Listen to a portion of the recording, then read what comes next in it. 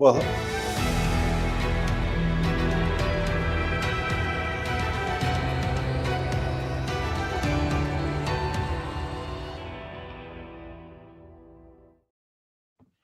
hello everyone, John Lockland here. I'm the director of FVD International, Forum for Democracy International. Welcome to this week's forum. I'm very pleased to see my two co-hosts, Jeremy Nell from Cape Town and Peter Lavelle from Moscow. I'm speaking to you this week from Paris, and we're honored and delighted to be joined by Aleksandar Mitić from Belgrade, from the Institute of International Politics and Economics, who is going to talk to us about his latest book, Global Strategic Narrative Wars, The Battle for Serbia. And Sasha, we know each other slightly. We've met once or twice. We met in November in Belgrade, and reading your book, I had a sort of terrible sense of déjà vu, because you open your book with a personal story about how you, 25 years ago, you were a young journalist for AFP, and you were in Pristina, the regional capital of Kosovo, and you received a report, or the world media received a report about the football stadium being full of 100,000 Albanians who were presumably about to be deported or ethnically cleansed or whatever. And you went round the corner to see the football stadium because your hotel was only a minute or two away. There was absolutely nobody there. Nobody had been there. And you experienced at first hand the extent of the lies, really. I mean, we call it disinformation now, but it's just straightforward lying. And like you, my own awakening was also during the Kosovo War. I was in Belgrade during the bombing and then visited Kosovo many times in the summer of 1999. Perhaps you can tell us, Sasha, you've taken this event, the NATO attack on Yugoslavia in 1999, as the starting point. Perhaps you can tell us how it fits into your overall thesis about global strategic narrative wars. Right. Well, first of all, greetings to all of you from Belgrade, where it's always full of events, as you probably heard these days. Fortunately, much more peaceful than 25 years ago, of course.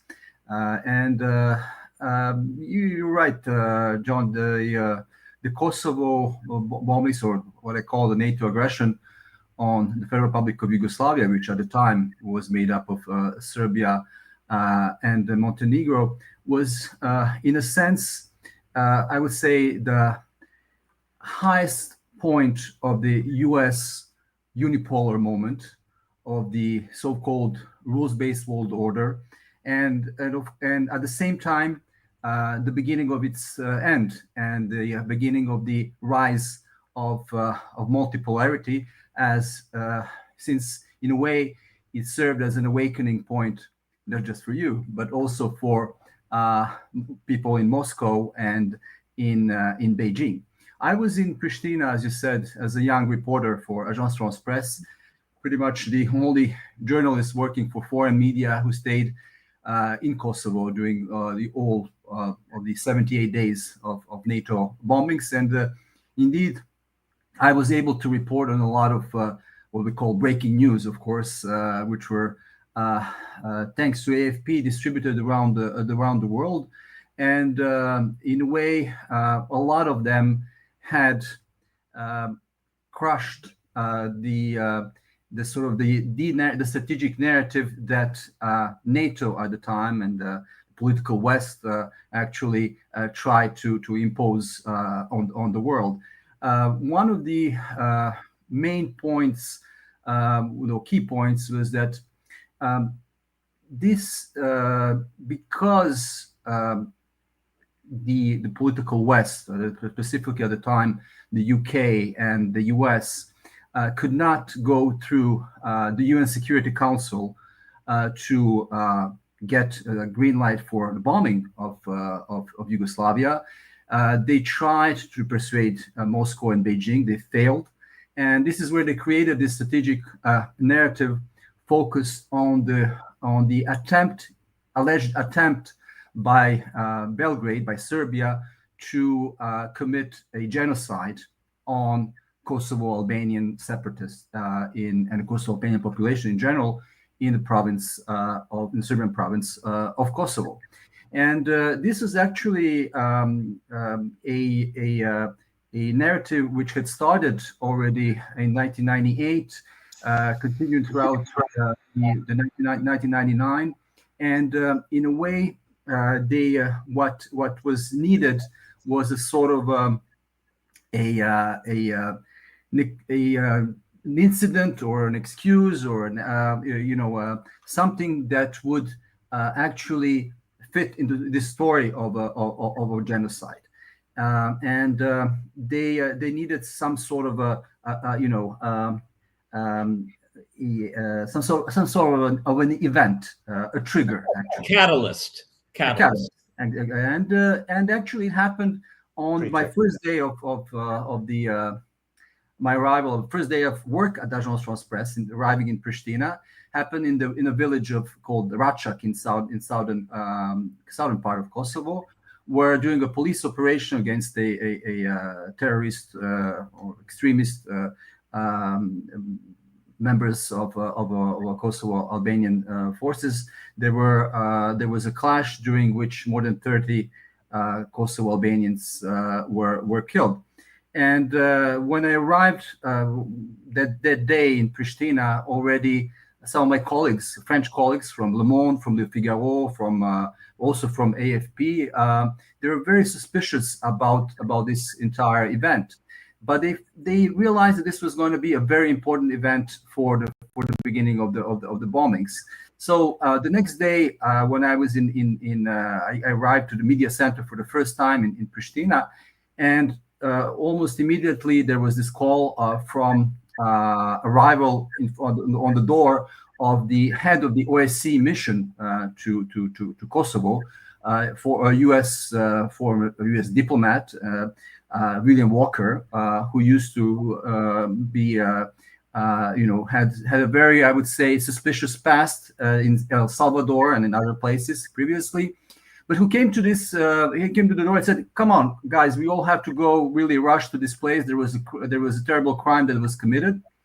So when people arrived, they saw these bodies, and immediately William Walker said this was very important. He said this is a crime against humanity, and as soon as this word was said, I realized that this was going to be the trigger that was needed. And actually, what he needed was what NATO needed at the time was some confirmation of this. So they were, although Belgrade disputed this completely, this version of a massacre of innocent Albanians and said that these were terrorists. There was actually an investigation by a Finnish pathologist, and she actually for about 2 months tried to see what happened. And at the press conference, which happened a couple of days before the NATO bombings, she pretty much the whole world was watching a press conference out of Pristina, and everybody was waiting to see whether she was going to pronounce this word, crime against humanity. And she started talking. I was just sitting in front of her, and William Walker, the head of the OSCE mission, was sitting about 2 meters right from her. And she started talking very generally about what she thought had happened, and but she did not use the word crime against humanity. And there was a rising nervousness with Walker and with some Western journalists who were all expecting, and the entire NATO was expecting, Washington was expecting this term. She did not. The time was passing, half an hour, 40 minutes, and only the conference was almost ending when Walker was red in his face. He was you could see he was furious. And there was a journalist, I think an American journalist, who raised his hand, and he said pretty much, Ms. Ranta, tell us, we just need to know one thing. Was this a crime against humanity, yes or no? At that point of time, she started shaking. And William Walker, who was, as I said, sitting next to her, he took he took a pencil, and he just broke the pencil. He looked at her and he broke the pencil in two. And she was just so scared that she just said with a trembling voice, "Yes, this was a crime against humanity." And after that, there was a big relief in NATO in Washington, because this is what they needed as a trigger. And in the 6 days later, the NATO bombing has started, and Bill Clinton, when explaining on why the bombing has started, he used these analogies. That he used this particular incident to prove that there was an intention to commit a genocide, but actually did not have any proof of that. So this is why my presence as a journalist on the field was very important, especially as a journalist for Western media. Who could be in a way trusted, because any news coming from Serbian sources or Serbian media would be considered as propaganda. So already a couple of days after the beginning of the bombings, when there was this first report that the Kosovo Albanian leader Rugova was wounded, I came to his house and interviewed him, and he was safe. Then when political leader of the Kosovo guerrilla movement, Adem Demaci, I found him in a green market buying vegetables, and then came this particular event that you mentioned when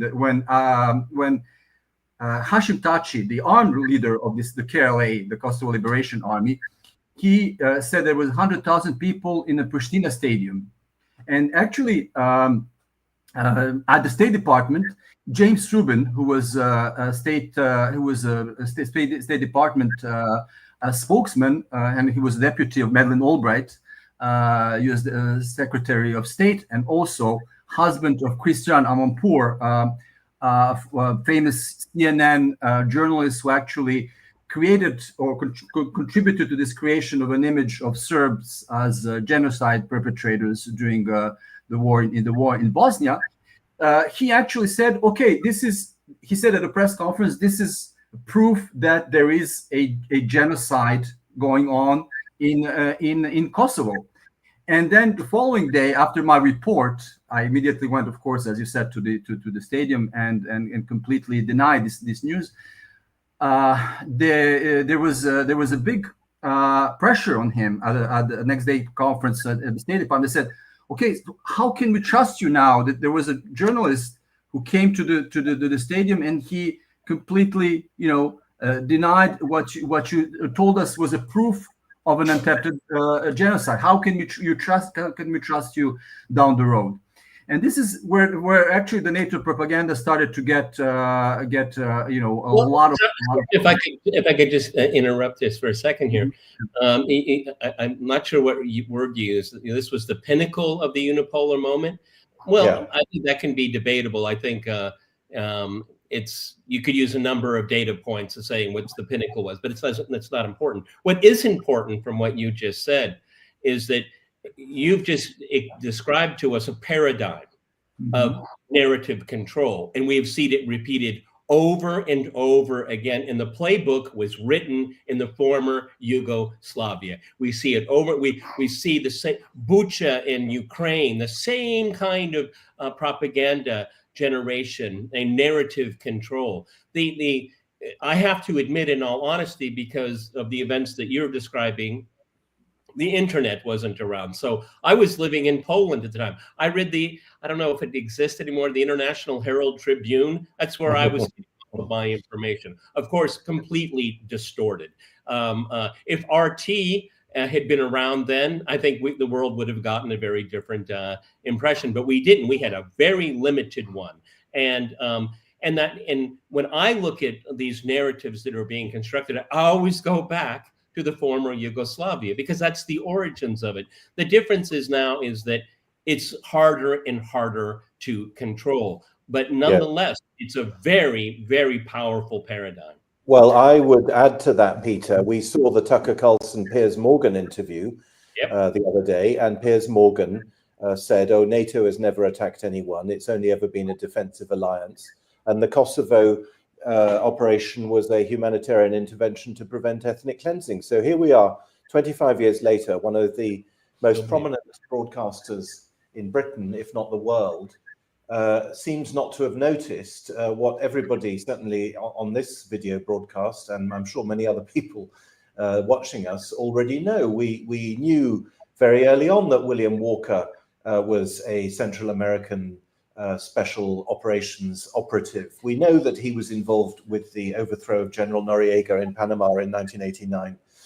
We know that the Rachak massacre was a setup. We know that genocide, although alleged during the bombing, was never charged.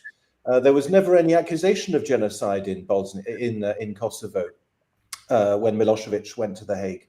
Instead, the only accusation of genocide was in Bosnia. And as you know, Sasha, the United Nations, 20 or more than 20 years after the events, has voted a resolution to say that there was genocide in Bosnia. And I know you're talking about Kosovo now, but these narratives, they stick. Absolutely. They stick. The many prominent people continue to believe them. Absolutely. I would just like to. This is the book that we're talking about. The Global Strategic Narrative Wars: the Battle for Serbia. If people are interested in what we're talking about, they can download it for free at our website of our institute, diplomacy.bg.ac.rs. And I would be very happy if people take a look at it. But I think it's very important to add or reply to what Peter has just said. In a lot of ways, I will tell you another anecdote if I'll try to be brief, which is very important because just I always refer to especially to the Kosovo bombing or the bombing of 1999 aggression as a starting point, a model of the 20 or starting point of the fake news, let's say, phenomenon. But it also was a starting point of a new type of strategic communication that was later on also applied by other great powers. And I will tell you just the anecdote of what happened actually just a couple of weeks after the beginning of the bombings, which was on the 14th of April of 1999, when I was in Pristina and I had heard that something had happened. There was a big bombing in western Kosovo, near the town of Đakovica, near the Albanian border. So I drove there. I was there with a colleague of mine who had, in the meantime, had arrived to Pristina, Paul Watson from the Los Angeles Times, actually, who had won previously Pulitzer Prize for his reporting on the. You certainly remember this famous photo of a Black Hawk soldier who was killed in Mogadishu after the Black Hawk Down. Yes. Yeah, Black Hawk Down. Yeah, remember this famous photo? He took this photo, and he was a great guy. Who was previously, before the bombing, he was a great supporter, or let's say a supporter of the NATO bombings, because he believed in this idea that this could be the solution. But as he started to see the level of propaganda and the level of falsehoods that he hearing from Brussels and from the Pentagon, he started to completely change his point of view. And one of the cases was the one I'm talking to you about. When we arrived on the scene, there were still a lot of NATO planes around, and we saw this scene of apocalypse. Actually, it was there were NATO planes who had bombed a column of Albanians riding on tractors, and they were actually, charred bodies, dismembered bodies, really awful picture, and also very dangerous situation, because NATO was always coming back for a second attack very soon after the first one. And so we were operating under very, very difficult situation. And I was one of the only people in Kosovo who had a satellite phone, because the mobile phones were down, the landlines were bombed. So the only way to communicate with Belgrade and Paris was through a satellite phone, and I was one of the rare ones to have this. At the time, those were like big machines. They're not small as they are today. And I wanted to send this after counting the bodies and interviewing the survivors. I wanted to send this urgent story, and then Paul Watson said, Sasha, don't do it. We have to find more proofs, otherwise they will deny it immediately. And we went to one of the craters and we found an insignia and a number of a NATO bomb, and I put that in my breaking news report from the field. And actually this news arrived in the middle of a European Union summit in Brussels. And so we have at the lunch break in Brussels, Tony Blair coming out and journalists asking him, so Mr. Blair, we just had reports from AFP from Kosovo that NATO planes had killed, 23 Albanians. At the end, the number was 80, but 23 the bodies that I had counted by then. And I said, what are we doing? We're killing those who we're supposed to protect in Kosovo. And Blair said, I haven't heard about it, but knowing the Serbs, it must be them. Yeah. So he started denying all this news, and there were a lot of attempts in the next couple of days to completely distort the story. And only after 5 days, they admitted that my story from the beginning was completely right. But by then, the news was elsewhere, right? But what is interesting is that in October of that year, or November, there was news. I think it was in the Telegraph, in the Daily Telegraph, in which the title was "How We Spun the War," and there was the explanation of what had happened that evening, actually on the 14th of April. And what happened was that Bill Clinton, the U.S. President Bill Clinton, had called Tony Blair, and he said, "Tony, after what happened today in Western Kosovo, I think we're losing the media war to the Serbs. We must do something." And Blair said, "Don't worry, I will try to fix this." And on the first Eurostar train next morning to Brussels, he sends, Alistair Campbell as the sort of a new chief of the NATO strategic communication or propaganda campaign, right? And what Campbell does is that he creates this. He brings together all the best experts, spin masters, spin doctors from around the world, and they pretty much from the West, I would say, and they with the following goal: let's try to crush any opposing views, any anti-war views, which were and all those critics around, especially NATO countries, and there were more and more voices being raised against NATO bombing in Greece, in Italy, in Germany. Actually, there were some people who the NATO spokesman Jamie Shea, who was the NATO spokesman at the time, he said later, several years after, that what had happened on this 14th of April, this bombing of the Albanian displaced Albanians, had actually brought down support for the war for the bombings by about 20% in Germany itself. So it was quite I would say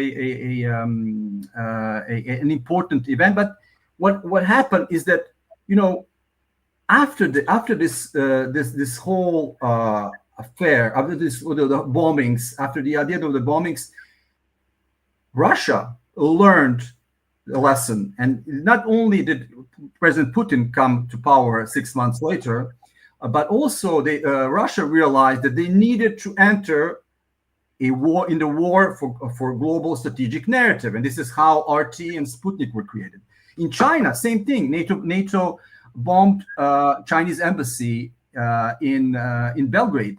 And this actually was according to many American political scientists, was a turning point in the perception in Beijing about the interest and the intentions of the United States. And only a couple of weeks after the bombing of the Chinese embassy, there was a new document on strategic policy of China, in which, for the first time, the United States were seen as a rival, as an adversary. So this is an event that was never forgotten in Beijing. And actually, President Xi Jinping was in Belgrade on the occasion of the 25th anniversary of the bombing just last year. I was there commenting on that event quite a bit last year, and I wrote several pieces on that. But China also, just as Russia, had learned a lot from this event, but had also learned a lot about other things. More particularly, what the political West had been doing with Kosovo afterwards. That is, using 1999 and the aggression as a pathway to pretty much steal Kosovo from Serbia, to mastermind the so-called unilateral declaration of independence of Kosovo in 2008.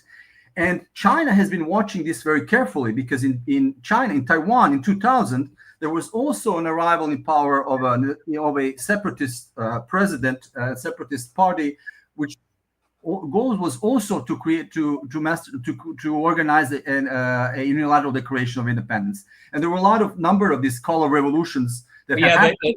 Sasha, the years after.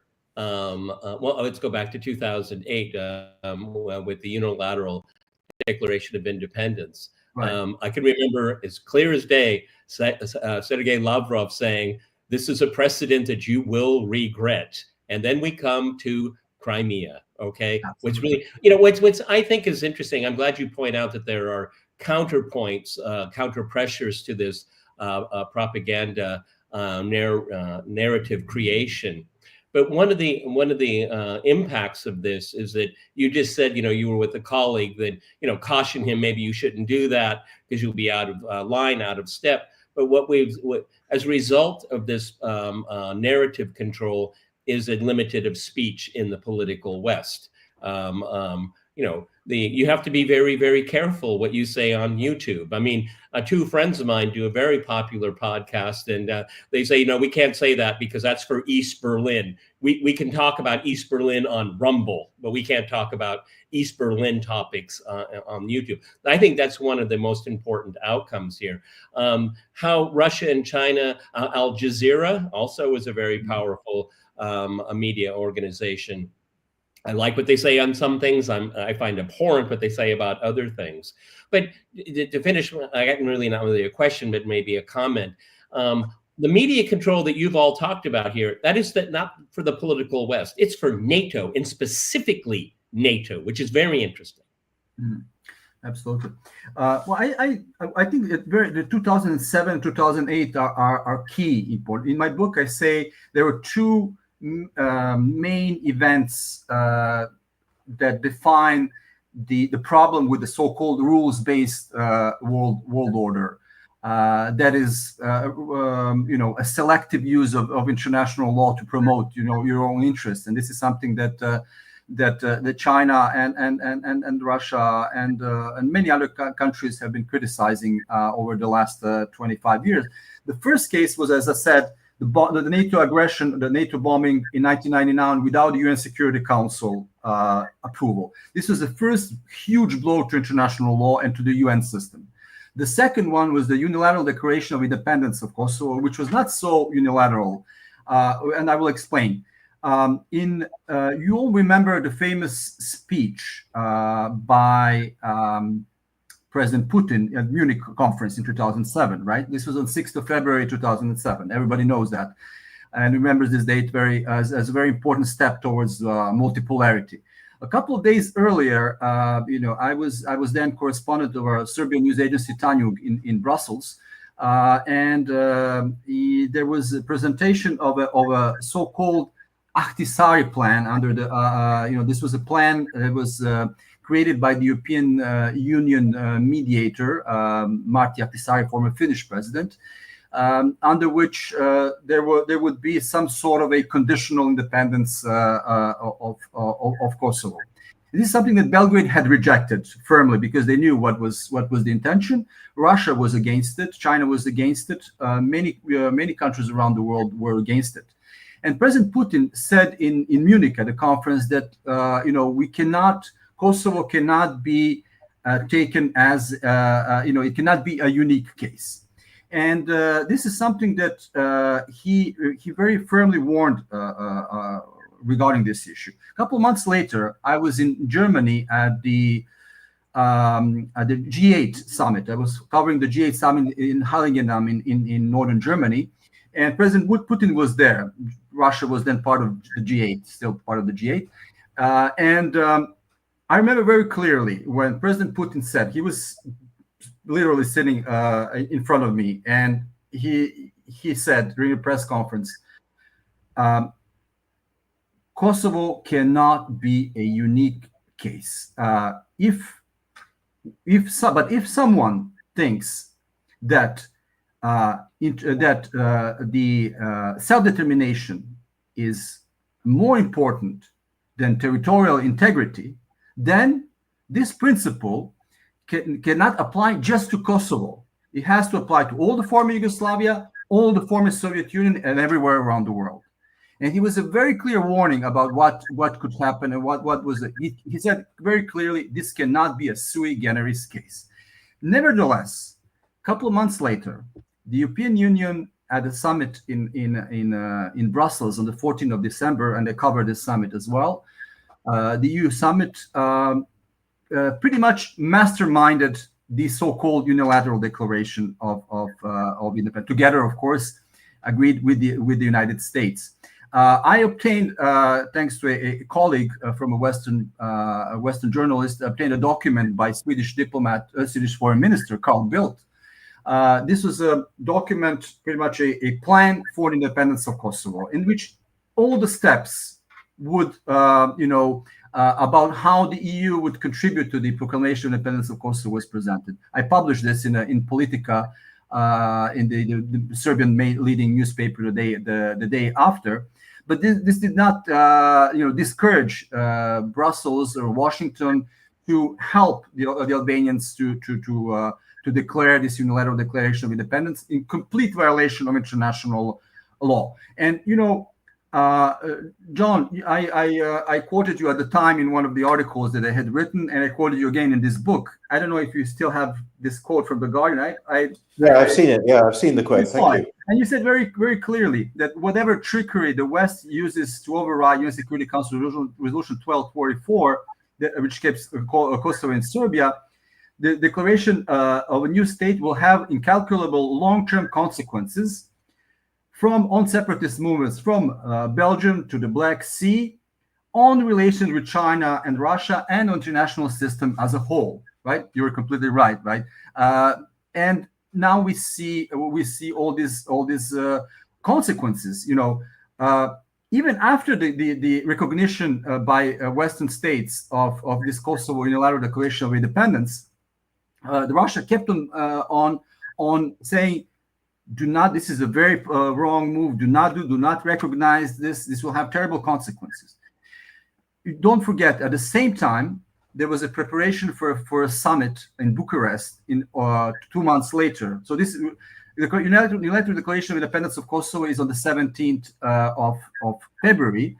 On the 4th or 2nd of April, so a month and a half later, you have the summit in Bucharest, NATO summit in Bucharest, in which NATO and United States, under pretty much United States, push for giving to Ukraine a membership action plan.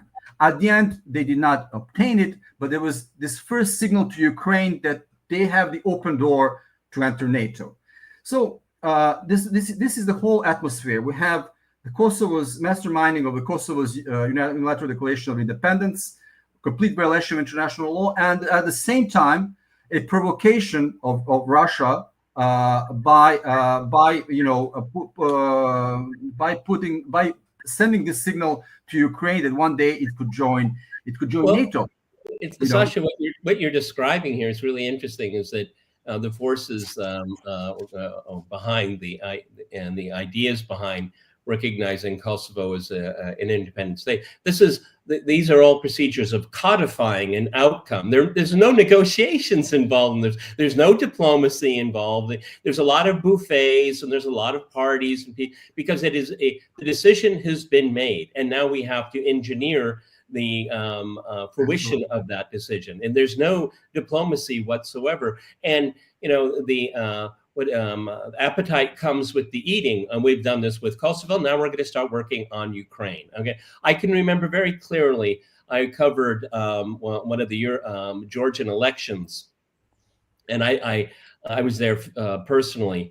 And I don't remember what hotel it was. There are not very many nice ones in Tbilisi. But I remember it was in a cafe, and there was this big table, and all of these election observers, as they call themselves, they were debating in Tbilisi what to do next against Putin.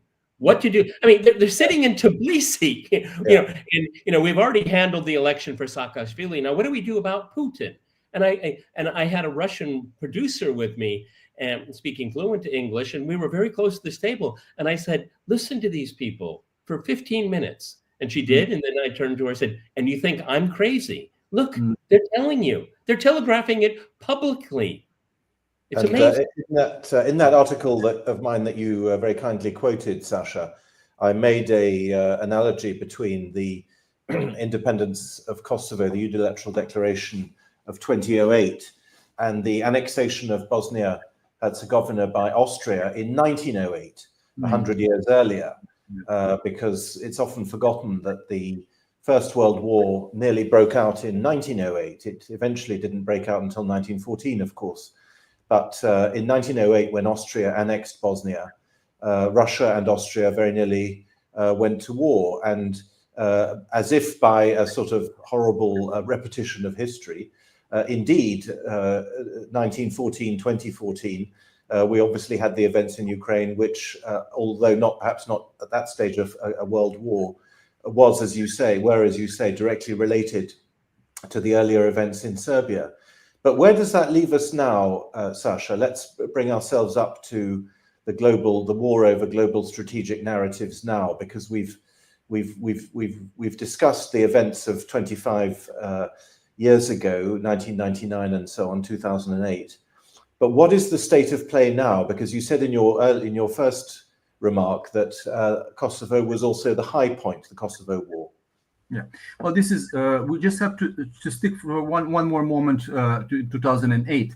And at the time, I had worked on a project which was called Kosovo Compromise. It was actually a project in which I tried to present the argumentation about why there were so many other solutions under the independence of Kosovo. And I had pretty much distributed this to so many different diplomats, European parliamentarians, not just in Brussels, in the West, but also around the world. And as you see, maybe you don't see it, but it says here, Kosovo 2008, unilateral declaration of a multilateral crisis. Actually, I had warned that what John also had warned at the time, and actually I think he's also included in this CD-ROM, that what would happen. And just to come back to April 2008, because it's very important, 2 days after this Bucharest summit, there was a Brussels Forum, so-called Brussels Forum. This was a yearly event organized by NATO in Brussels, and there were a lot of high-level officials and analysts from around the world, including from Russia. I remember this very important, very interesting session in which among the participants were Richard Holbrooke, who was very involved, of course, in the Balkans in the 1990s, and then there were Bernard Kouchner, who was then foreign minister of France, and Konstantin Kosachev, who was president of the Foreign Affairs Committee of the Russian Duma. And so at this press conference, Holbrooke says, Kosovo is independent. This is a unique case. Russia cannot use this as an argument.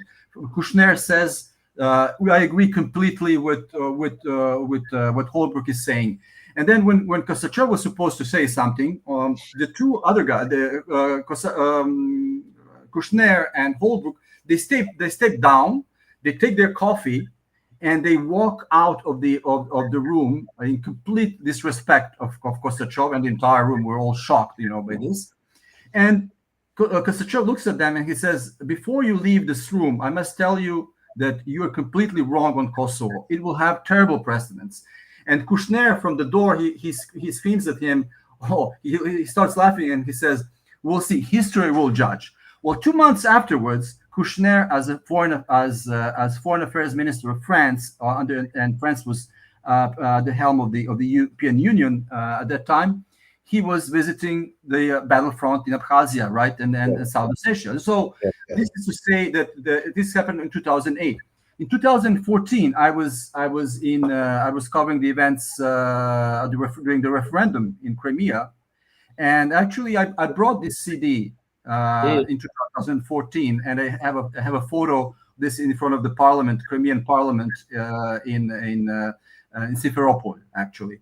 So 2014 was also in a way a clear, let's say, continuation of 2008, both of the complete destruction of international law by the political West and by the rules-based world order, and also the complete arrogance by NATO and by leading Western powers against complete arrogance of Russian interests.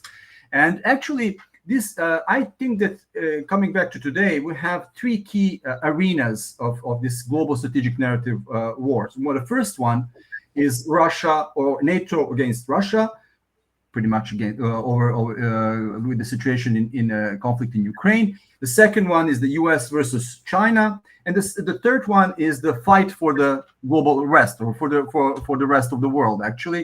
And this is where Serbia fits in, actually.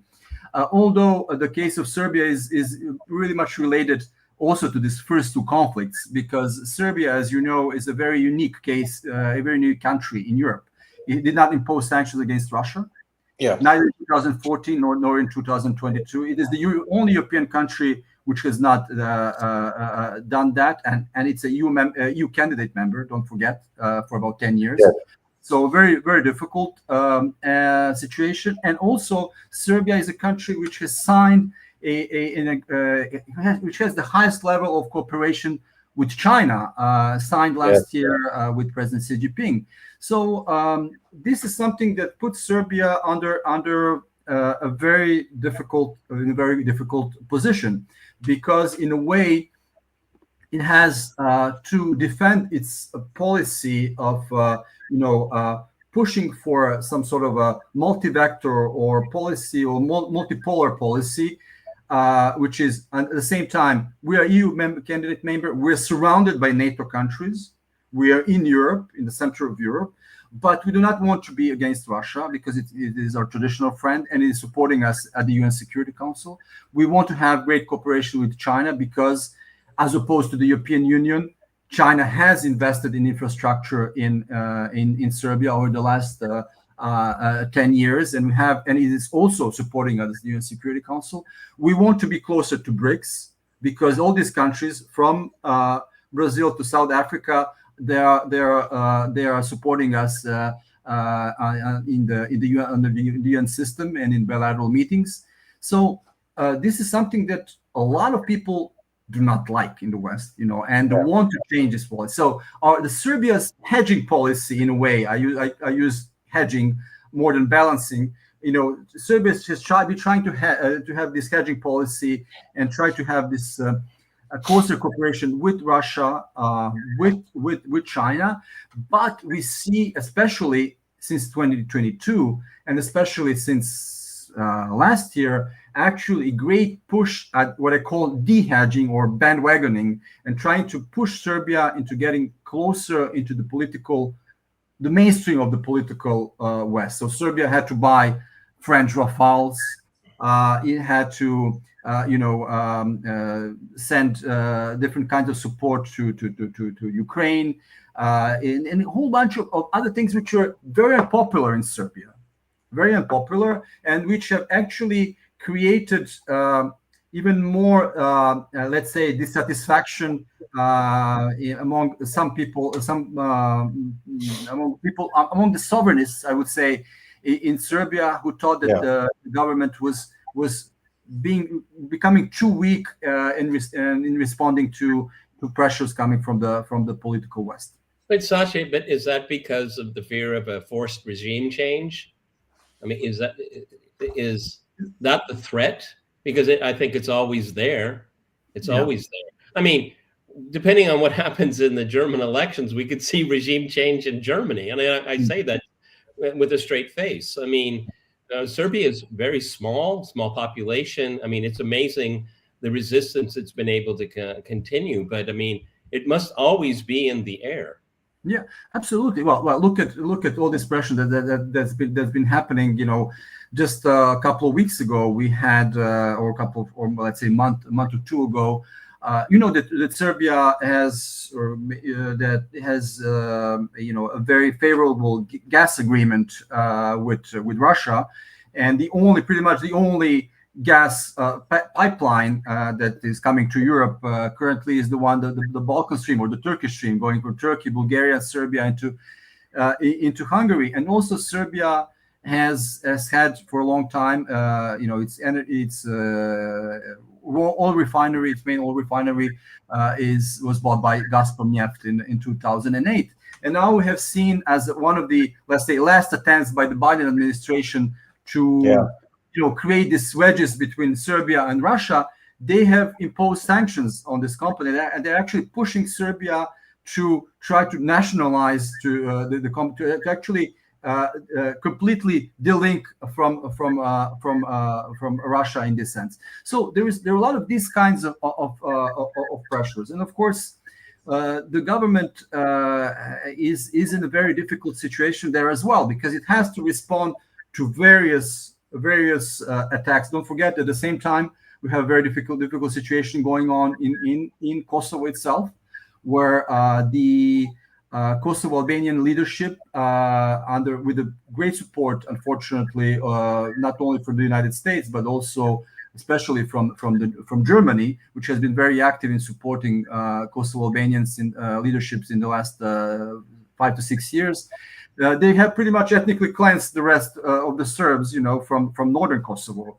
And you also have a situation in Bosnia where there were attempts to completely centralize Bosnia and to completely destroy the Dayton Peace Accord, to undermine the Serbian entity in Bosnia and to centralize it under the authority of the Bosnian Muslims in Sarajevo. So these are two big crises at the same time. And then on top of that, of course, we have this dissatisfaction which has come after, which is currently underway over this tragedy that happened on 1st of November in the northern city of Novi Sad, where canopy was crushed, and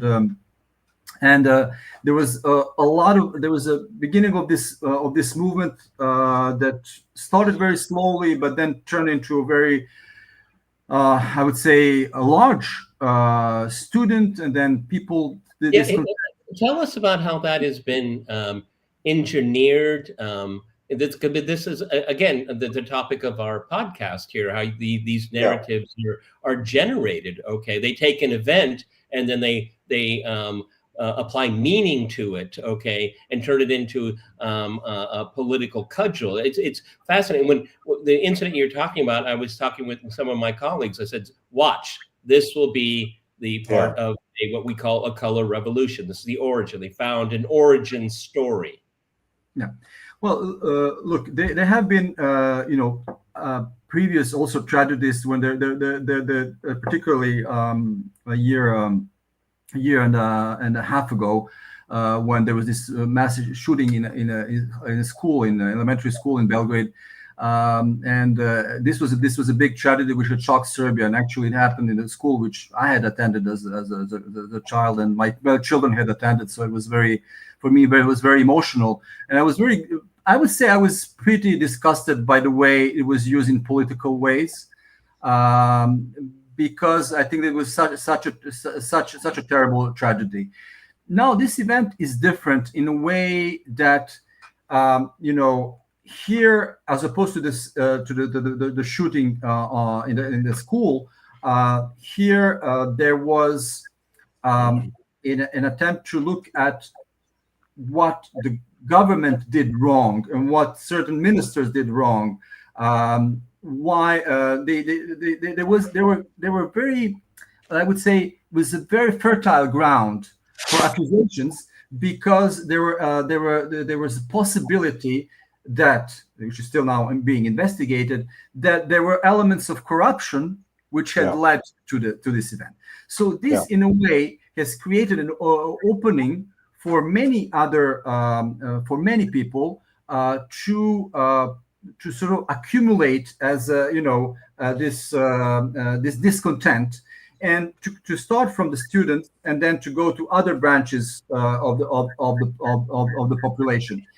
Now, internally, we have to admit there are a lot of cases in which, of course, were not properly investigated by the judicial system, even instances of possible corruption, etc., etc. That is an internal problem in Serbia, which has existed, and I think Serbia is not the only country which has this kind of problem. But on the other side, we have to take also this external context, not just the one I told you about, but also, let's look at the context, general context, what is happening in protests in Bratislava, what is happening in Georgia. Let's see what will certainly happen in Budapest. I think Orban should be ready for that for sure. So somehow corruption appears only in countries which have different narratives, right? That's right. That is quite bizarre. I would say Soros theme. It's always been a big Soros theme, anti-corruption. That's always been one of their things. Yes, but this is not true. Let's say I'm not now trying to say that all these accusations are false. Sure. Particularly with this tragedy, it's a terrible tragedy, and there is a lot of discontent on many other aspects.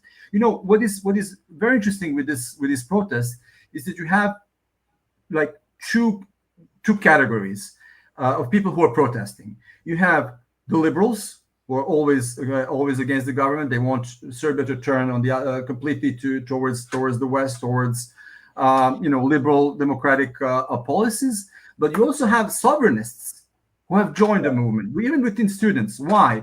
Because they think that the policy of the government has been too much, as I said, too weak and too much giving up on Serbian national interests. Has been not tough enough on Kosovo. Has given too much to Western demands. So at the same time, you have this very interesting combination of, at the same time, in the protests, you will see liberals and nationalists at the same time, joining hands. And this is reminding me, because I covered this event very well, of the events before the fall of Milosevic in October 2000, because there was this combination of liberals and, I would say, patriots or national sovereignists who are protesting at the same time, for different reasons, completely different reasons, but at the same time, protesting at the same time. And this has led to the change of government, of course, in 2000, except that there was a big difference. In 2000, this was led by the changes of October 2000 had happened after an election, And here there is a demand to actually change the government without an election, to have some sort of a transitional government, which would be made of government and opposition parties, and which would organize some fair elections in the future. And at this point in time, just today I was walking from my institute back home, I crossed at least 3 or 4 different protests. One was by the the bus drivers. The second one was by seniors. The third one was by teachers. So a lot of these movements are now joining the student movement. Yeah, but the thing they have in common is that, and this is something that, we could look at Moldova, we can look at Georgia, we can look at Romania, a member of the EU, member of NATO, is that all of the machinations that need to be done in the name of democracy. It's really quite extraordinary. I mean, how they've been able to denigrate what all of us would seemingly think is a positive thing, democratic will. But I mean, we see time and time again, because of these narratives that are generated to turn democracy on its head. It's really extraordinary to me. Yeah, well, I love the idea of having a transitional government without elections. I mean, that's the Romanian, the Ukrainian model. Yeah, absolutely.